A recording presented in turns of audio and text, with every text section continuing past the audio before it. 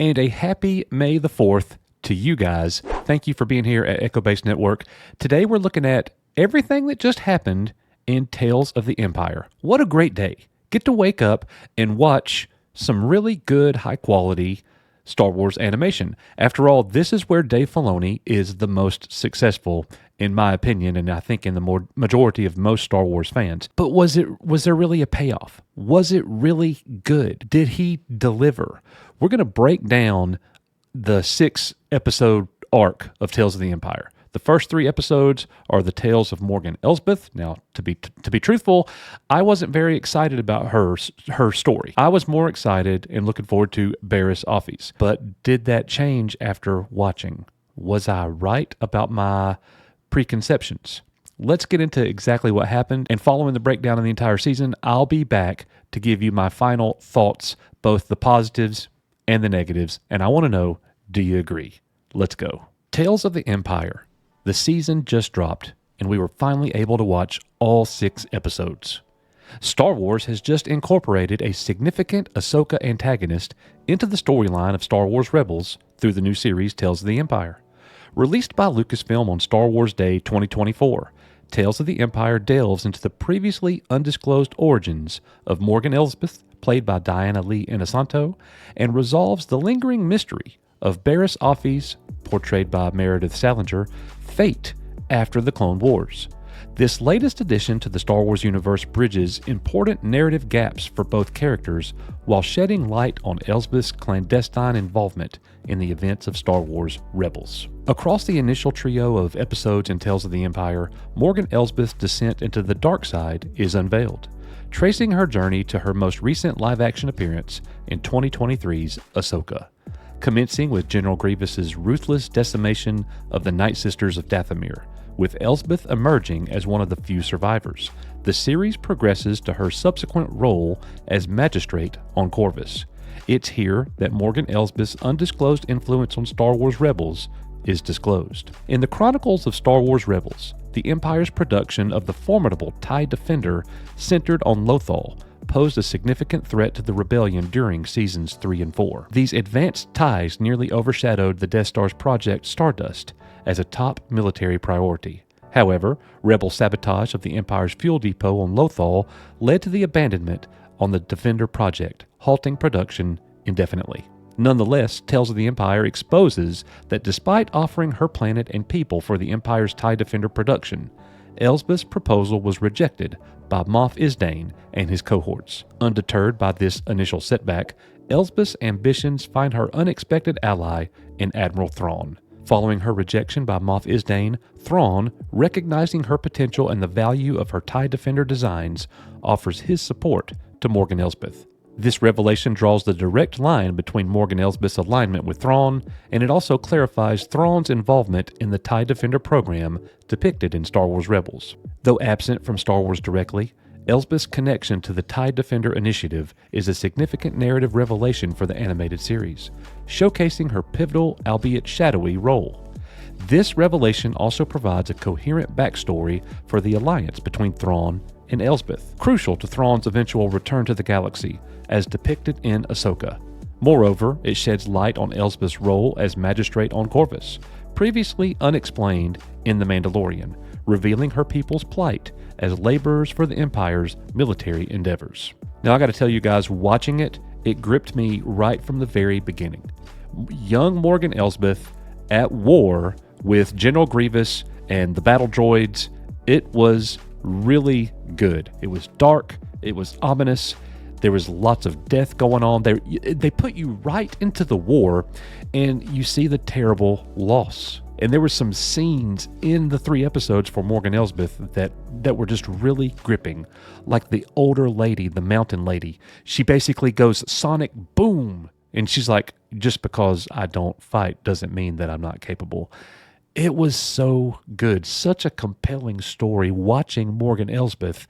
And I gotta say, it's a shame that this didn't come out before Ahsoka Season 1, because I believe that Morgan Elsbeth's character would have had a lot more meaning for us if they had, in fact, been able to get this out in time. Our producer here at the show, Matt Rissman, truly believes that this arc for Morgan Elsbeth in Tales of the Empire was originally meant to predate Ahsoka Season 1. It's a shame that it didn't, because it would have made it even better. But, here's Dave Filoni again. He's done this before, making a story better residually after the fact. He goes back, he ties loose ends together, and it makes Ahsoka Season 1 maybe a little bit better as far as Morgan Elsbeth is concerned, because I got to be honest, I wasn't looking forward to her and her story at all. I actually laughed and made fun of it. Like, who cares about her?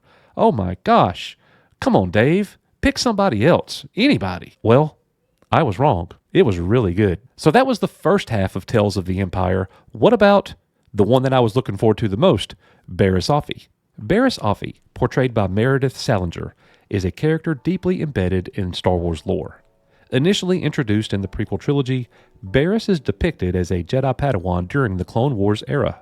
She played a significant role in various episodes of the animated series, Star Wars: The Clone Wars. Barriss's character arc took a dark turn when she orchestrated a bombing at the Jedi Temple on Coruscant, framing Ahsoka Tano for the crime, even though the two were close friends. This event led to Ahsoka's departure from the Jedi Order and served as a pivotal moment in the series. Barriss's actions were motivated by her disillusionment with the Jedi Order's involvement in the war and its ethical compromises. Following her arrest and trial, Barriss's fate remained uncertain for some time. The character's storyline was revisited and resolved in this season, Tales of the Empire. This series, released on Star Wars Day, May the 4th, 2024, today, finally revealed what became of Barriss Offee after her fall from grace. Clone Wars, Rebels, and Tales of the Empire showrunner Dave Filoni disclosed that Barriss Offee was initially slated to meet her demise in the Season 5 finale, but opted to spare her due to future plans for the character. And these plans are now brought to light in this season of Tales of the Empire. It's revealed that Barriss, among the few survivors of Order 66, was offered a position in the newly established Sith Inquisitorius. As a former Jedi with combat prowess and a history of questioning authority, she was an ideal candidate. Despite officially joining, Barriss soon finds herself at odds with the Inquisitorius's ruthless methods, preferring to recruit Jedi rather than eradicate them. Her conflict intensifies when she opposes Fourth Sister, a prominent Inquisitor. In a pivotal moment, Barriss betrays Fourth Sister to protect a fellow Jedi, leading to a confrontation where Fourth Sister seemingly mortally wounds Barriss. Yet, Barriss's journey doesn't end there. In the final episode of Tales of the Empire, Barriss renounces the Inquisitorius and embraces the Jedi's traditional values, seeking solace as a healer on a desolate planet. However, her peaceful existence is disrupted by Fourth Sister's vengeful pursuit, resulting in a confrontation where Barriss's fate hangs in the balance. As the series concludes, Barriss's ultimate outcome remains uncertain. Her unconscious form is carried away by Fourth Sister, leaving questions about her survival and Fourth Sister's future. The conclusion of Barriss Offee's saga may still be unwritten, but at least her post-Clone Wars journey has been illuminated. Get it? Illuminated, like Master Illuminara. Pretty good, huh? Lots of really cool scenes. It starts you right with Order 66, so I'm immediately drawn into it. We got to see Darth Vader. Darth Vader arrives like the boss, doesn't say anything, but he is over the Inquisitors. He's at his castle. It was a great moment. I was really hoping that we were going to get some more Vader in this short 3-episode arc. It didn't happen. The one thing that I will say that was kind of a criticism as far as I'm concerned, the episode, the way that she was stabbed.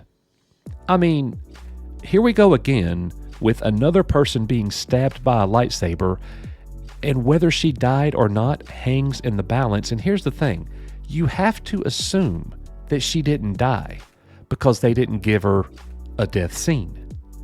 I mean, if she died, if Barriss Offee in fact died, Dave Filoni should have let us all know and give us that moment to like grieve or whatever word you want to use. But that didn't happen. We've seen so many people be stabbed lately in Disney Star Wars and they survive. Please guys, stop that. If you get stabbed by a lightsaber, you need to die. But do I want Barriss to die? I don't know. Not at this point. I mean, we need more Barriss so she could actually have a death scene. I thought that the way it all went down with her being stabbed by the fourth sister was kind of gimmicky. And honestly, I thought it was kind of lame. That's my one major negative point about Tales of the Empire. Just the ending with Barriss and the fourth sister and how all of that went down. Other than that, it was good. Was it as good as Morgan Elsbeth's arc? No, it wasn't. And I did not see that coming. It makes you wonder what else we're going to get with this animated series. I'm going to say that Lucasfilm has found a successful recipe here with their Tales of episodes, with their Tales of series. Season 1 was good with Ahsoka and Count Dooku. I think this one was even better. So what are we going to get Tales of in 3?